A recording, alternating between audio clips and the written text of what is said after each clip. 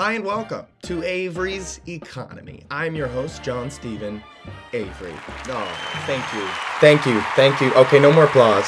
Okay, thank you. Here at Avery's Economy, we talk about everything business and everything ethics. Fortunately, this is for business ethics. Today, we're going to be talking about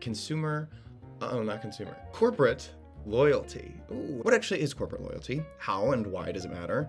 Do we owe this to our corporations? If so, when? And do we owe this to our coworkers? If so, when? All this and more on Avery's Economy. First things first, what is corporate loyalty? Definitions are varied. However, I'm understanding and defining corporate loyalty as the extent to which an employee looks out for the interests of their firm beyond that of their job description. This can look like an employee acting in the organization's best interest to a reasonable extent, an employee warning or just informing their organization of critical information when they can or when they have it, or just active cooperation in the furtherance of corporate goals, again, beyond their job description. Basically, how I'm understanding corporate loyalty is just looking out for your corporation when you don't really have to. From a neutral standpoint, I think this sounds like a relatively good thing to look out for something's best interest when it's within your power. So moving on to that, we then ask the question, how is this important? How is corporate loyalty important? Well, some people think it doesn't matter at all.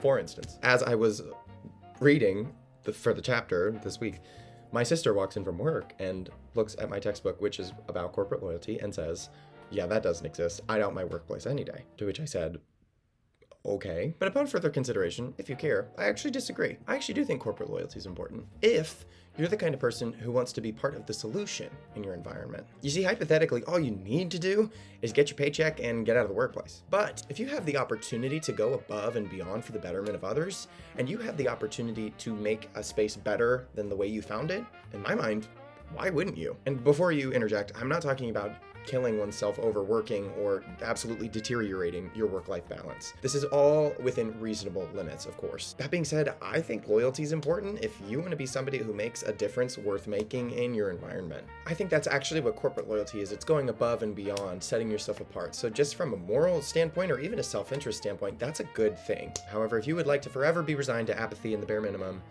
that is your prerogative. In talking about this, a valid question comes up. So corporate loyalty, maybe it's a good thing, but when do employees actually owe their consumers loyalty? Oh, not consumers. Their corporation's loyalty. They keep doing that. In tandem with my previous response to the previous question, I think employees owe their corporation's loyalty when it lies within employees' hands to bring either significant benefit or to prevent significant detriment through their above and beyond action. Unless this is written into their contract, this isn't a legal obligation. Therefore, it would be considered, at least by myself, as above and beyond. However, if it is within one's ability to do a moral good or to prevent a moral wrong within reasonable limits, I think they owe it to their employers to do so. Minor caveat. I know I keep using this term reasonable or within reasonable limits, and it might sound super vague. However, I'm trying to account for all instances of corporate loyalty all at once.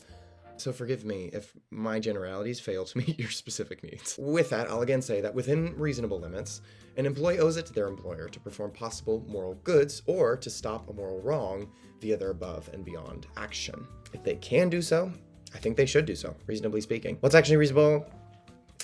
It depends. Perhaps a good parameter for reasonable here is how the Shaw textbook describes evaluating these kinds of actions. Would you be okay reading about your actions if they were exposed to the public? Would you be okay reading about yourself in the news, knowing that you stopped a moral wrong or that you didn't stop a moral wrong? Would you be okay reading about how you did a moral good that was above and beyond, or how you failed to do a moral good? For whatever reason, evaluating your own actions through how other people are thinking actually does provide a somewhat helpful framework within reasonable limits, again. Okay, now what does this mean for coworkers? I think this whole subject's a little subjective, but when it comes to coworkers, it gets even more subjective because, coworkers, they can be coworkers.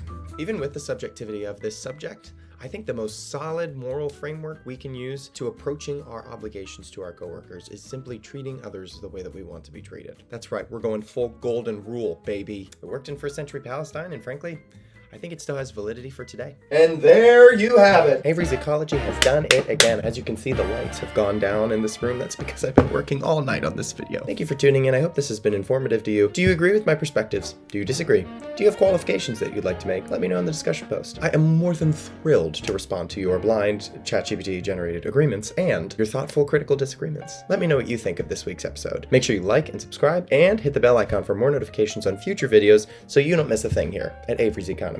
We will see you in the next one.